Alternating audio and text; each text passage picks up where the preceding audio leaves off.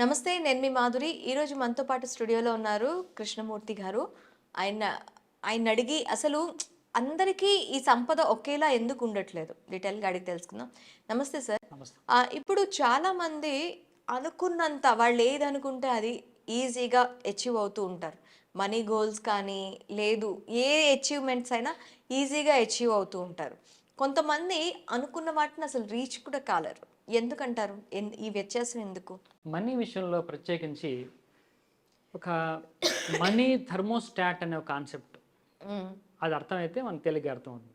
Okay. ఇప్పుడు ఏసీలో thermostat ఉంటుంది. ఈ థర్మోస్టాట్ చేసే పని ఏంటంటే, మనము ఒక సర్టెన్ డిగ్రీస్ దాన్ని సెట్ చేస్తాం.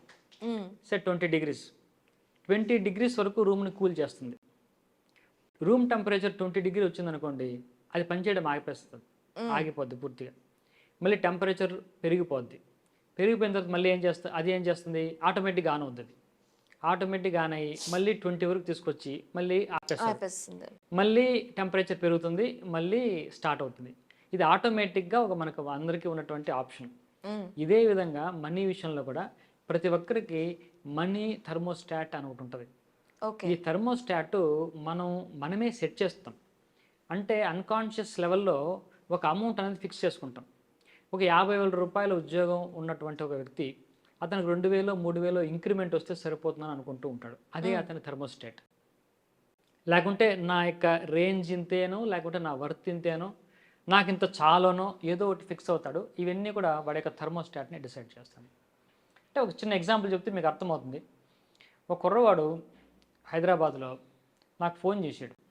అతని పరిస్థితి ఏంటంటే హ్మ్. బీటెక్ చదివి కంప్యూటర్ సైన్స్ ఇంజినీరింగు ఒక కాలేజ్‌లో ల్యాబ్ ఫ్యాకల్టీగా పనిచేస్తున్నాడు. రూ. 15,000 జీతం. 15,000 రూపీస్. అతనికి అంత లాంగ్వేజ్ స్కిల్స్ లేవు. అందుకని ల్యాబ్ అటెండర్‌గా ఉన్నాడు ఫ్యాకల్టీ. అతనికి ఆ సంవత్సరం రూ. 3,000 ఇంక్రిమెంట్ ఎక్స్‌పెక్ట్ చేసాడు అతను. ఇతని ఎక్స్‌పెక్టేషన్ భిన్నంగా అతనికి రూ. 1,000 ఇచ్చారు ఇంక్రిమెంట్. హ్మ్. చాలా ఫీల్ అయ్యాడు. ఏంటంటే నేను ఇలా అయిపోయాను. నా ఫైనాన్షియల్ పొజిషన్ అంతా ఇలా అయిపోయింది. నాకేమైనా చెప్పండి అని వన్ టు వన్ తీసుకున్నాడు. అతనికి నువ్వు నిజంగా సీరియస్‌గా డెవలప్ అవ్వాలనుకుంటున్నావని. Yes, I decided. అయితే నీ వర్త్ ఎంత? హ్మ్. ఎలా తెలుస్తుందండి అది అన్నాడు. నీలాంటోళ్ళు నీ ఫ్రెండ్స్ చాలామంది ఉన్నారు కదా! వాళ్ళందరూ ఎంతెంత సాలరీ తీసుకుంటున్నారో ఒకసారి మొత్తం కౌంట్ చెయ్యి. దాన్ని యావరేజ్ చెయ్యి అని చెప్పాను. హ్మ్. మొత్తం యావరేజ్ చేశాడు. ఒకడు 30, ఒకడు 60, ఒకడు 50 ఇలా. మొత్తం యావరేజ్ చేస్తే రూ. 50,000 అండి అని చెప్పాడు. అంటే రూ. 50,000 సాలరీకి నీకు అర్హత ఉంది. అది నువ్వు నమ్ముతున్నావా? నేను నమ్ముతా అండి. ఆ మాత్రం జీతం నేను కూడా తీసుకోగలను అని చెప్పాడు. అయితే నీ థర్మోస్టాట్ రూ. 50,000 సెట్ చెయ్యి. నేను హ్మ్. చిన్న అఫర్మేషన్ చెప్పాను. ఈ అఫర్మేషన్ చేస్తూ ఉండు. నీ వరకు ఎటువంటి ఆపర్చునిటీస్ వచ్చినా దాన్ని వెంటనే ఉపయోగించుకోవడానికి కూడా సిద్ధంగా ఉండు. హ్మ్. ఓపెన్ మైండ్‌తో ఉండు అని చెప్పాం. అతని థర్మోస్టాట్ పెరిగింది. హ్మ్. ఒక 20 డేస్ తర్వాత అతను మళ్ళీ ఫోన్ చేశాడు. సార్ ఒకతను మా ఫ్రెండు వాళ్ళ కంపెనీలో సో అండ్ సో డొమైన్‌లో రిక్వైర్మెంట్ ఉందంటున్నాడు. కానీ కోర్స్ చేయాలంటున్నారు. 3 నెలలు కోర్స్ చేయాలంట. మరి నన్ను చేయమంటారా అని అడిగాడు. వెంటనే ఆ జాబ్ రిజైన్ చేసేయి అని చెప్పాను. హ్మ్. అతను అమీర్‌పేటకి వచ్చేసాడు. ఒక 3 నెలలు కోర్స్ చేశాడు. ఇంకో 3 నెలల్లో వెంటనే ఆ కంపెనీలో అబ్జర్వ్ అయిపోయాడు. రూ. 60,000 సాలరీకి ఫిక్స్ అయ్యాడు. అతను ఓకే. ఎక్స్‌పెక్ట్ చేసిన రూ. 50,000 60కి జాయిన్ అయ్యాడు అతను. కానీ ఇప్పుడు ఏ విధంగా అంటే నేను చెప్పే థర్మోస్టాట్ ఇది నాకు సరిపోతుంది. అతను హ్మ్. ఎప్పుడైతే ఒకవేళ 2,000, 3,000 ఇంక్రిమెంట్ వచ్చి ఉంటే చాలా హ్యాపీగా కంఫర్టబుల్‌గా అదే థర్మోస్టాట్‌లో ఉండిపోయేవాడు. హ్మ్. ఎప్పుడైతే ఆయన రూ. 1,000 ఏసారో, ఏంటిది రూ. 1,000 ఏసారు, నేను నా కెపాసిటీ ఇంతేనా, నా వర్త్ ఇంతేనా అని ఎప్పుడైతే ఆలోచనలు వచ్చిందో, నేను ఇంకా ఉంది నాకు, నా కెపాసిటీ ఇంకా ఉంది, నేను ఇంకా పెంచుకోగలను హ్మ్. అని ఎప్పుడైతే అతను అనుకున్నాడో, వెంటనే అది రీచ్ అయ్యాడు. ఈ ప్రతి ఒక్క మనిషి కూడా ఈ థర్మోస్టాట్ ఎంతైతే ఉంటుందో, అంత ఎప్పుడు మెయింటైన్ చేస్తారో మీరు గమనించండి. ఒక ఎంప్లాయీ కానీ, ఒక బిజినెస్ కానీ, చిన్న కిరాణా స్టోర్ ఉంటుంది. గమనిస్తూ ఉంటాం మేము. ఆ కిరాణా స్టోర్‌లో ఒక నెలకి ఒక రూ. 50,000 నెట్ ప్రాఫిట్ వచ్చే అవకాశం ఉంటుంది. అంత పొటెన్షియల్ ఆ ఇయర్‌లో ఉంటది. హ్మ్. ఒకవేళ ఏదో కారణం చేత ఆ నెల రూ. 30,000 వచ్చింది. ఇప్పుడు అతను వెంటనే అలర్ట్ అయ్యి రూ. 30,000 వచ్చింది. నాకు రూ. 20,000 తగ్గింది. దీనికి ఏదో చేయాలి నేను అని వెంటనే ఏదో చేస్తాడు. కొత్త కొత్త ప్రొడక్ట్స్ అన్న తీసుకొచ్చి పెట్టడం ఏదో చేస్తాడు. కొంత ఏదో డెవలప్‌మెంట్ అడిషన్స్ ఏదో చేస్తాడు. మళ్ళీ ఒక 50కి తీసుకెళ్ళిపోతాడు. హ్మ్. అక్కడ ఆగిపోద్ది మళ్ళీ. అంటే అతని థర్మోస్టాట్ అంతా 50లో ఉంది కాబట్టి 50 వరకు తీసుకెళ్ళిపోతాడు. అక్కడ ఆగిపోతుంది.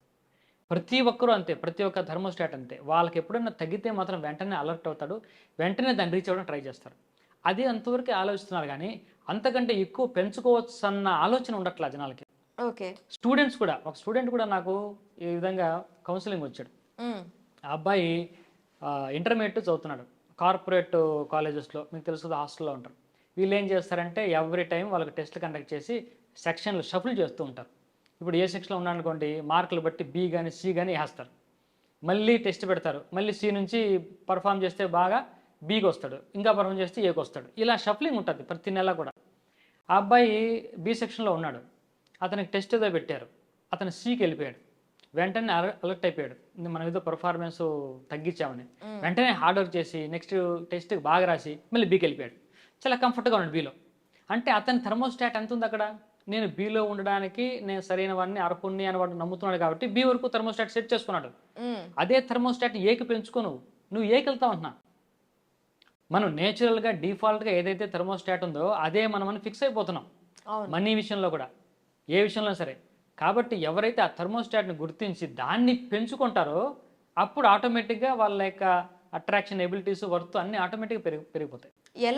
ఎలా ఫిక్స్ చేసుకోవాలి అంటారు? దీని గురించి అఫర్మేషన్ ఎలా చేసుకోవాలి? మన వర్త్, మన యొక్క వర్త్ను ముందు మనం నమ్మాలి. నా వర్త్ ఇంత కాదు ఇంకా ఎక్కువ ఉందని మనం నమ్మాలి.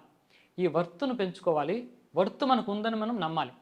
ఇది ఎలా పెంచుకోవాలో మీరు అడిగారు కాబట్టి ఒక చిన్న టెక్నిక్ ఏంటంటే, మిర్రర్ ముందు నిలబడుకొని ఎప్పుడు కూడా మన వర్త్ మనం పెంచుకోవాలంటే మిర్రర్ ముందుతోనే మన సాధ్యం. ఓకే. మనతో మాట్లాడే అవకాశం మిర్రర్ దగ్గరే వస్తుంది మనకు. మొదటిది, నేను అందంగా ఉన్నాను, నేను ఆనందంగా ఉన్నాను అని కూడా అనుకోవడం ఇంపార్టెంట్. ఎందుకంటే అందము ఆనందం అనేది కూడా మనకు సెల్ఫ్ వర్త్ని పెంచడానికి ఉపయోగపడుతూ ఉంటుంది. ఓకే. అంటే మన గురించి మనం గుడ్ కాన్సెప్ట్, గుడ్ ఫీల్ వస్తుంది మనకు.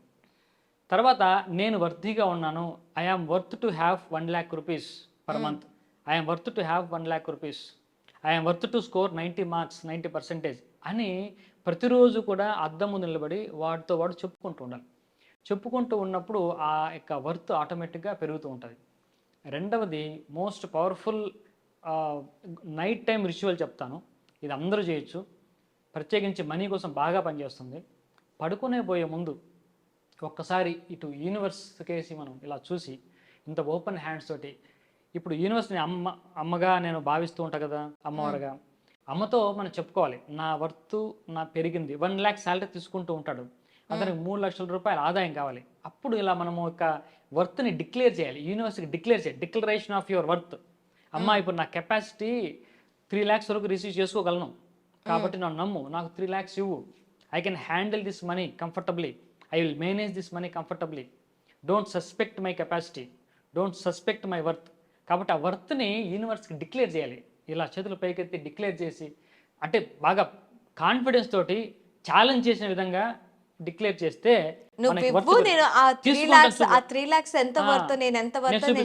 ఐ ప్రూవ్ దట్, నేను డిసప్పాయింట్ చేయను, నువ్వు నాకు ఇచ్చి చూడు ఒకసారి, నేను దాన్ని ఎలా హ్యాండిల్ చేస్తాను నేను చూపిస్తాను. అంటే ఆ కాన్ఫిడెన్స్ తోటి ఒకసారి డిక్లేర్ చేస్తే యూనివర్స్కి మనకు ఎంత కావాలో అంతవరకు మనకు ఇస్తుందమ్మా. Okay. Okay sir, thank you very much.